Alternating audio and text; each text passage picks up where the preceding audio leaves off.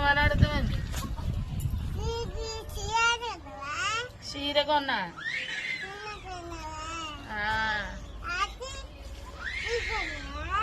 చీర కొన్నా.